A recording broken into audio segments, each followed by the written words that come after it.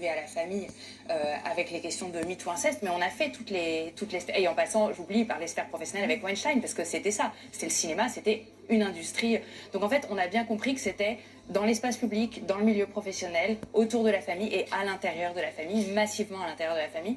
Moi, je trouve frustrant qu'on ait besoin de redire et le MeToo de la musique et celui du cinéma, et on l'a pas eu assez dans l'édition, on l'a pas eu dans le milieu de l'art, on l'a pas eu...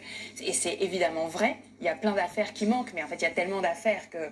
Mais ce serait génial qu'on arrive à se dire collectivement, ce qui a un peu eu lieu, au moment d'Avignon et du procès de Mazan, de se dire, en fait, c'est partout, c'est toute la société, il y a un problème avec le patriarcat, qui est une manière de construire les rapports de genre et les rapports de domination. Et donc, évidemment, en politique, où c'est des enjeux, au cœur des enjeux de pouvoir, qui a le droit de légiférer, qui a la parole qui porte le plus haut, qui va inscrire dans la loi des idées à un instant T. Évidemment que c'est aussi sans doute plus difficile de dénoncer ces violences-là.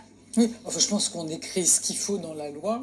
Ensuite, la loi, elle fait pas tout et elle casse pas ce que vous évoquez. C'est-à-dire que dès lors qu'il y a des rapports de pouvoir, quand c'est mal géré, ça débouche sur des rapports de domination qui n'ont pas lieu d'être. Oui, je veux dire, les vraies transformations, elles se font à cet endroit-là. Ouais. Et je veux dire que du coup, c'est plus difficile aussi d'évoquer les violences au cœur du réacteur. Voilà, c'est ça que je voulais dire.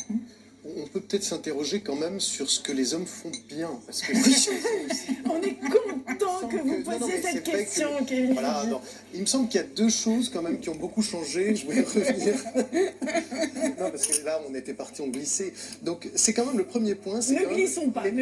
Les pères. Les hommes sont devenus en 40 ans d'assez bons pères. En tout cas, ils sont investis dans la paternité. Et si vous allez au stade de foot, à l'Aqua Boulevard, etc., les chiffres montrent qu'ils sont trop dans les soins indirects, mais néanmoins, la culture populaire, depuis Madame Doubtfire, Kramer contre Kramer, etc., démontre quand même, et je crois que l'expérience de tout le monde le sait, les pères sont un peu plus investis quand même. On n'est pas avec le père de Kafka quand même, il ne faut pas exagérer. Ils sont beaucoup plus investis, mais voilà, ils sont toujours moins investis. Oui, ils sont toujours, mais ils sont quand même, en même temps. Il y a eu un effort, c'est ce que vous voulez. Je veux quand même souligner l'effort, et que pour faire avancer les choses, il faut quand même pouvoir reconnaître l'effort, parce qu'on ne fait pas travailler quelqu'un en lui disant qu'il est nul matin, midi et soir. Et puis, il faut encourager. Voilà. On commence par l'encourager.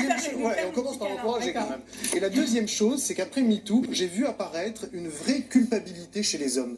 Un sentiment de sollicitude, notamment dans la vie sexuelle et intime, la crainte de faire mal aux femmes. Et je crois que c'est vraiment très positif de constater que les hommes, finalement, ressentent la vulnérabilité des femmes aussi. Mais dans votre livre, vous dites même que ça a provoqué des pannes d'érection. Oui, mais ça, c'est les excès, bien sûr. Mais on va pas... Je crois que ce qui est important, c'est quand même de constater qu'il y a beaucoup d'hommes, dans la masculinité, qui ont reconnu que quelque chose